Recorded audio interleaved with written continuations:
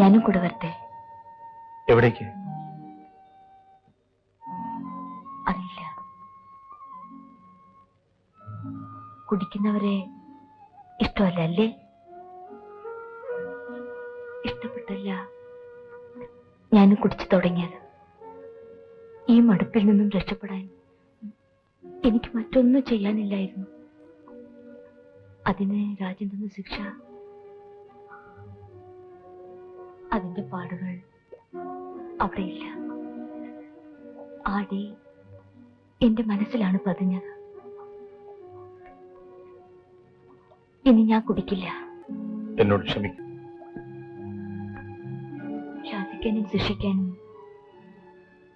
ആരുമില്ലാതെ വളർന്നവളാണ് ഞാൻ.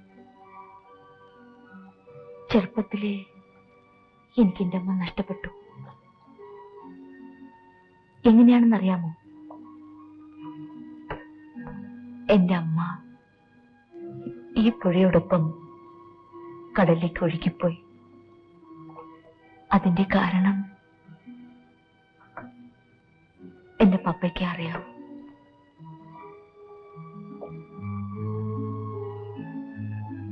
ശാലി, വരൂ.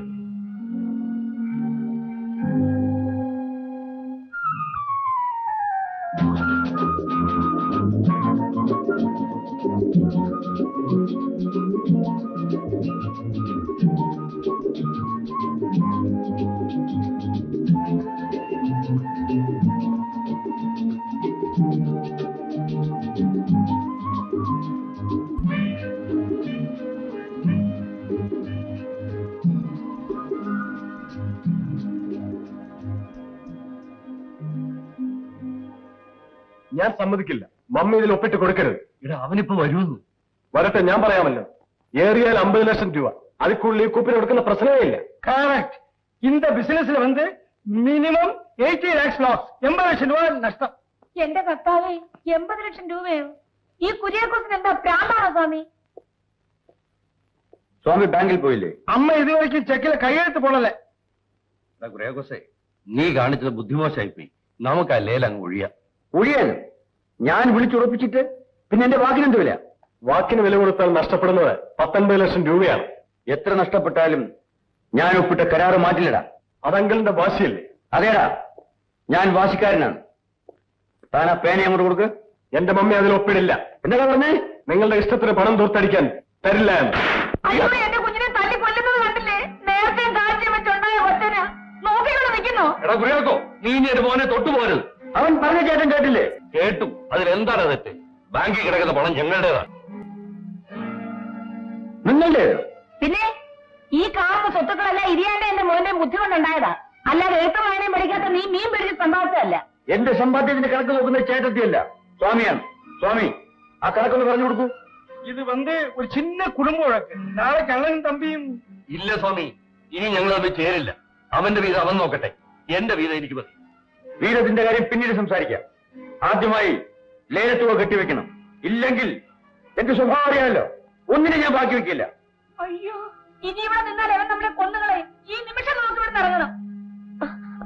Anti, anti വേണ്ട, എല്ലാരും എനിക്ക് മനസ്സിലായി. നീ വേണ അങ്കിൾ, പോകരുത് അങ്കിൾ. നിങ്ങൾ വരാമല്ലോ. പോകുന്നവരൊക്കെ പോട്ടെ മോളെ. എഴുത്തും വായന അറിയാൻ പാടില്ലാതെ എന്നെ തോൽപ്പിക്കാനാണ് നിങ്ങൾ പോകുന്നതെങ്കിൽ പണ്ടും പൊങ്കായം പിടിച്ച കൈയാണിത്. ആരെയും ഞാൻ വെറുതെ വിടില്ല.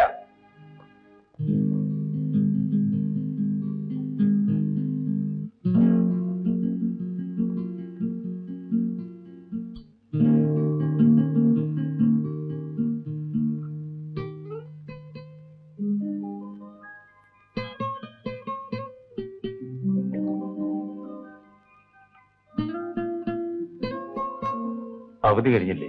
എന്നാ തിരിച്ചു പോകുന്നത്? പോകുന്നില്ല. അതെന്താ? അവിടെ രാജനുണ്ടാവില്ലല്ലോ.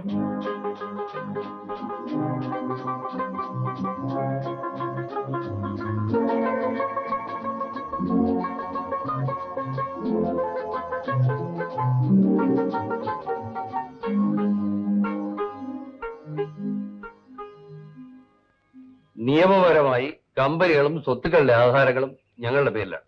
എന്നാൽ എനിക്കോ എന്റെ മകനോ അത് നടത്തിയെടുക്കാൻ കഴിയില്ല. അതെന്താ? കുര്യാക്കോസിന്റെ സ്വഭാവം അറിയാമല്ലോ. നേരിൽ കണ്ട അവൻ ഞങ്ങളെ കൊല്ലും.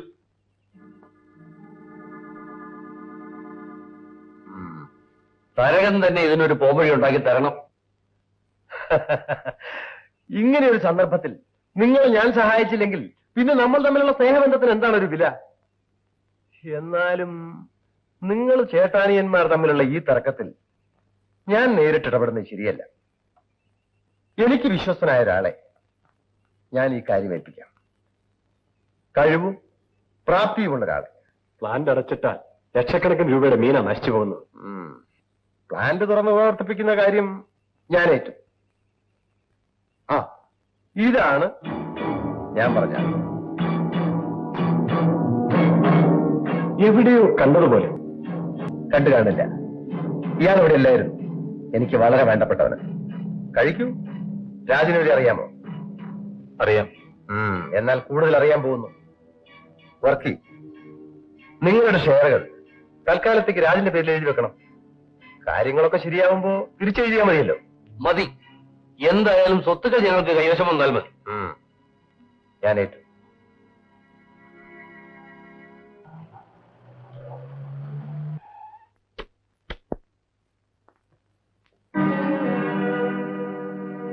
എന്താ ഇവിടെ? ഇൻസ്പെക്ടർ സാർ മുകളിലുണ്ട്.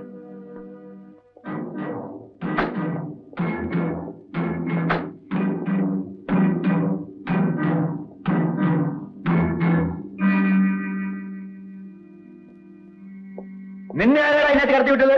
ഞാനും അത് തന്നെയാണ് ചോദിക്കുന്നത്. ആരാണ് നിങ്ങളെ ഇതിനകത്ത് കടത്തിവിട്ടത്? നിന്നെ ഞാൻ നിങ്ങൾ ഇതിനകത്ത് പ്രവേശിച്ചുകൂടാ. എന്റെ ഓഫീസിൽ ഞാൻ പ്രവേശിച്ചുകൂടെന്ന് പറയാൻ നിങ്ങൾ? കോടതി ഉത്തരവാണ്.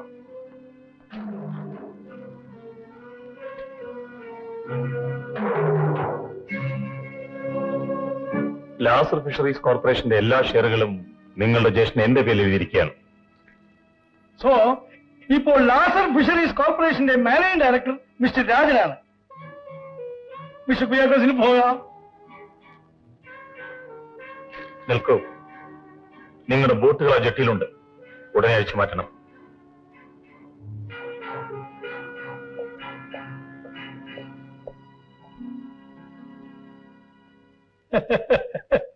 Now Mr. Kuryakos is out.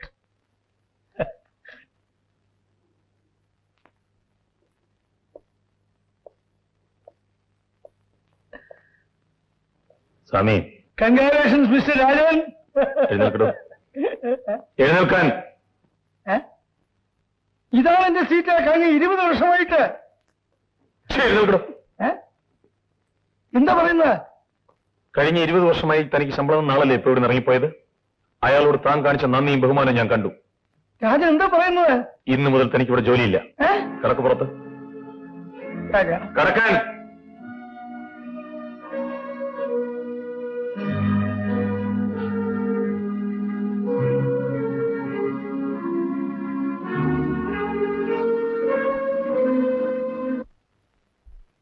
Record കൊണ്ട് ഈ വീടും ഏതാനും ഫിഷിംഗ് ബോട്ടുകൾ മാത്രമേ മിസ്റ്റർ കുര്യാക്കോസിന് അവകാശപ്പെട്ടതായി കാണുന്നുള്ളൂ. ബാക്കി കമ്പനികളും ഷെയറുകളും എല്ലാം മിസ്റ്റർ വർക്കിയുടെയും ഫാമിലിയുടെയും പേരിലാണ്. ഈ നിലയിൽ കോടതിയിൽ പോയിട്ട് കാര്യമില്ല.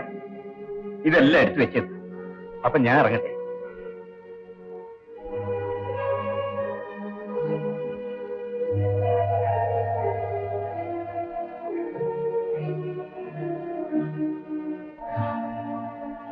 മുതലാളി, പാപ്പി, വാടാ.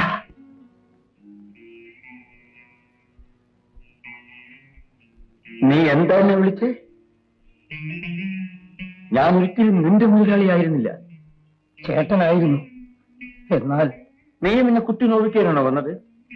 ആണോടാ? ചേട്ടന്റെ വിഷമങ്ങൾ അറിഞ്ഞുകൊണ്ട് പുറത്ത് നിൽക്കാൻ എനിക്ക് കഴിയുന്നില്ല. ആട്ടി പറഞ്ഞയച്ചാലും ഇവിടെ വന്ന് കാണണമെന്ന് തോന്നുന്നു. പാപ്പി, എനിക്കൊരു വിഷമവുമില്ലടാ. നമ്മുടെ ബോട്ടുകൾ ജെട്ടിയിൽ കെട്ടാൻ പാടില്ലെന്ന് പറഞ്ഞു കേട്ടു. ജെട്ടിയുടെ തൊട്ടടുത്തുള്ള പുരയിടം എന്റേതാണല്ലോ. നമ്മുടെ ബോട്ടുകൾക്ക് അവിടെ ഒരു ജഡ്ജി ഉണ്ടാക്കാം.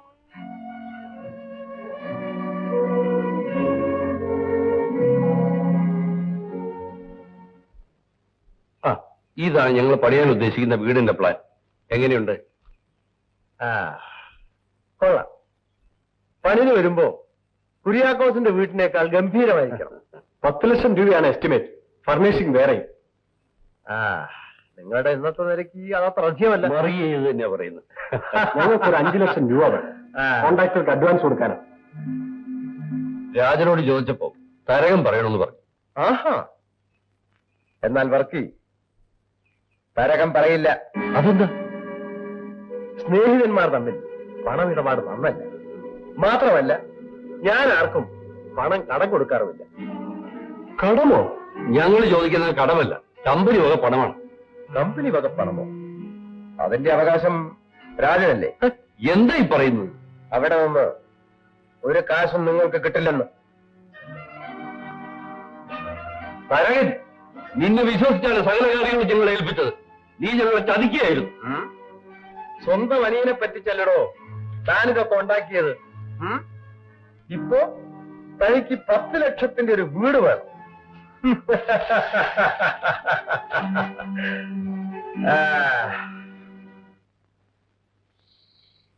ഈ ഫാനിന്റെ കാറ്റൊന്നും കൊണ്ട് ഉഷ്ണം മാറത്തില്ല സ്വാമി. എനിക്ക് എയർ കണ്ടീഷൻ തന്നെ വേണം. കൊച്ചിലെ മുതലേ ഞാൻ അതങ്ങ് ശീലിച്ചു പോയതാ. അത് പിന്നെ എനിക്കറിയാമല്ലോ. അതുകൊണ്ടാണല്ലോ പുതുതായിട്ട് നമ്മൾ പണിയാൻ പോകുന്ന വീടിന്റെ ബെഡ്റൂം, മാസ്റ്റർ ബെഡ്റൂം, കുളിമുറി, കാർ ഷെഡ്, കക്കൂസ് വരെ എയർ കണ്ടീഷൻ ആക്കിയത്. എല്ലാം എന്റെ പ്ലാനാ.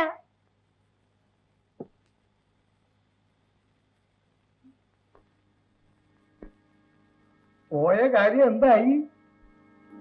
എന്തു പറ്റി? ആ തരകൻ നമ്മളെ പറ്റിച്ചു. അയാൾക്ക് എഴുതി കൊടുത്ത സ്വത്തുക്കളൊന്നും തിരിച്ചു തരില്ല. എന്റെ ദൈവമേ! മുരുക, മുരുക!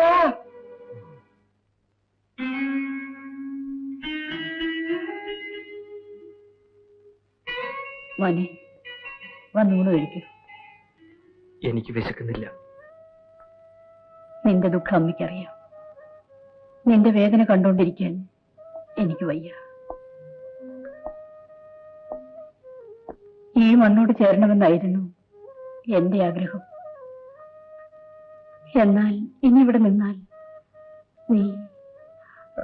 നമുക്ക് സിംഗപ്പൂരിലേക്ക് തിരിച്ചു പോകാം.